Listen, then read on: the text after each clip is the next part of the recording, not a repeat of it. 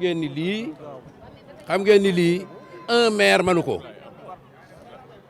lii un maire mënu ko un investissement de plus de 200 millions ñun mënuñu ko ku la ko defal da nga koy sant je vous dis il y a une année j'ai dit je ni du ma dem marché di fa campagne électorale parce que la situation est catastrophique on est dans une cuvette il a plu ndox rek fi nekkoon ñu ne monsieur le maire demal campagne man rus naa campagne foofu maintenant bu ma neexee je monte sur les toits pour faire la campagne grâce à Demba Ka mais xam nga su fekkee ni da nga may wax naa ko wax peut-être que mën nañu wax ni Demba Ka dama koy jàppal tànk dañu woon def micro trottoir dans la commune li leen Demba Kane defal Malika nu mu leen jaral xoolal jigéen ñi jeune joxuma leen benn dërëm ñoom ñoo def seen hôtesse pour montrer leur satisfaction gis nga ñii c'est comme ay xale suñu kontaanee dañ koy wane suñu meree dañ koy wane te man quand regarde mooy xool seen kanam dama xam ne ñi dañu kontaan Demba Ka merci yamul ci lii nag parce que lii moo xew rek un hall de 200 places ñaari téeméeri places boo xam dañ ko carrelé pas n'importe quel carreau def ay évacuation ay porte de sortie d'entrée nga mun a yéeg ci kaw mais Demba dama ko naan jërëjëf man ak moom Demba man ak yow sequñu responsabilité sociétale d'entreprise da nga bëgg a dimbali Malika di ko dimbali du jeex bi gën a mag tax ça fait courir tout le Sénégal c'est le stade municipal de Malika jusqu'à 1h du matin plus avec des projecteurs dañuy football non loolu du ma ko wax bis moo joxee permission bi dinaa ko wax mais xam naa ni le tout ça dépasse le milliard terrain de football bi Ablaye Diop barki dem la ñu def bureau municipal ñu convoqué le directeur du stade li muy rapporté par jour kenn xamul nu mu toll donc on vient de l'introduire dans ñu koy door dugal ci suñu budget mais xam naa ni il va le booster très fortement en tout cas Demba Ka jërëjëf mais nag Demba je m'adresse à lui directement am na lycée boo demee def nañu le mur d'enceinte on est en train ñu ngi tabax fi mu nekk le bloc administratif et le bloc sanitaire dans un an tous les cycles de lycée yu am fii dina am Malika la maison de la femme la grande mosquée de Malika-sur-Mer le club UNESCO le foyer des jeunes donc Demba daal nee naa ko macha allah yal na yàlla dolli sa kattan parce que ñun tamit non dafa dépassé suñu attente mais puisque nag nii la Demba dama ne ñëpp kontaan nañ ci hall bi mais bële sa hangar bële moom moo ko fi defoon en attendant ñu mën a tabax hangar bële moom moo ko fi def mais quand même Demba maa ngi koy invité waat mu ñëw gën a jàpp non xam nga RS rek la ko mën a defee parce que auparavant sequñu dara mais lii ça dépasse la RSE mais nañ waxante dëgg rek ou bien sax bu ma fekkoon dañ ko obligé ni ko lii dina ko def il aurait pu l'étaler sur des années mais sur 1-2 ans mu def lii yëpp Demba merci.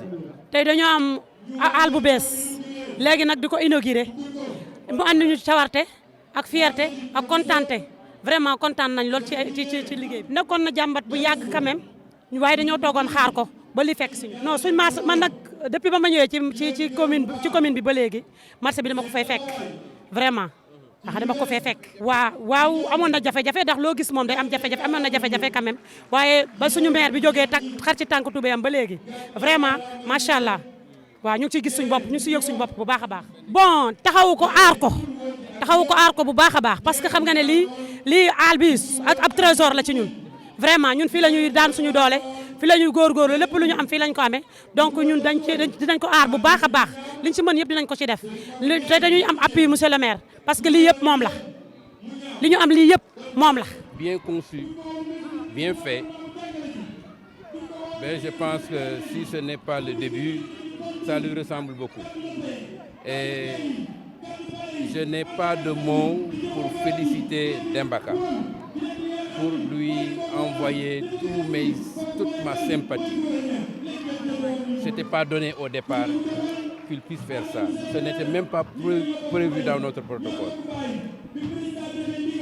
Toute la communauté de Malika, du fond du cœur, remercie Demba Ka.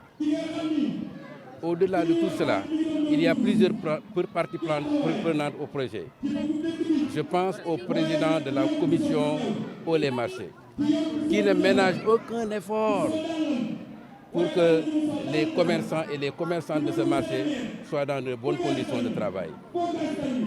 Je vais encore remercier un conseiller municipal, président de la commission urbanisme, qui est un proche de Dembaka, un intermédiaire. Il a beaucoup facilité nos relations et l'acceptation du projet par Dembaka. Je peux citer Ablaye Diop. Je salue le chef de village. Tous les notables de la communauté sont là.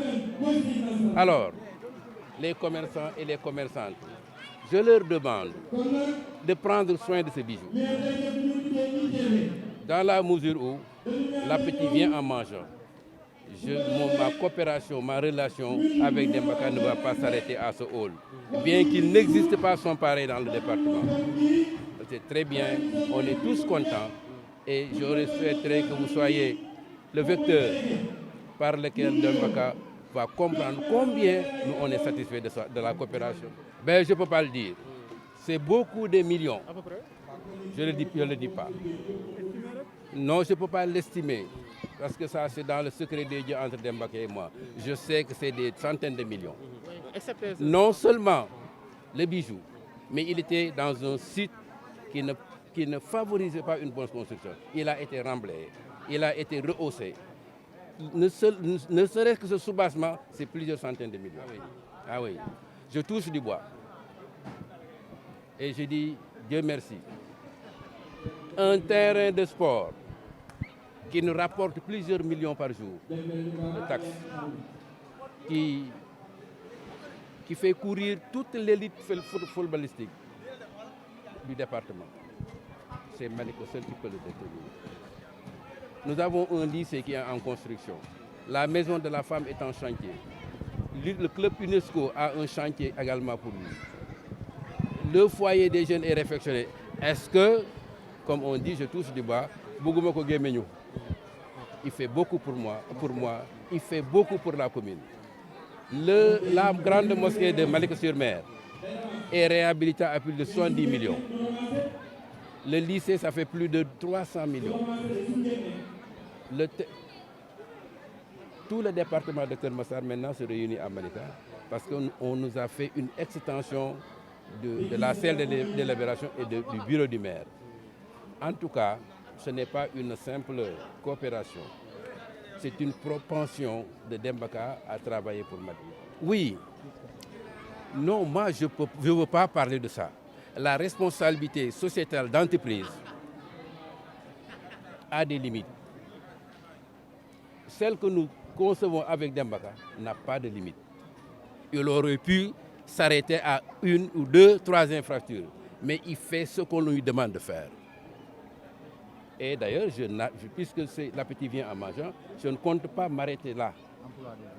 Je ne compte pas m'arrêter là. Après les bijoux, quand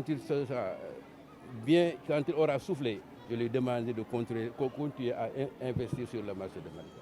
De dire qu'une centaine d'emplois ont été octroyés par Dembaka à la commune de Malika.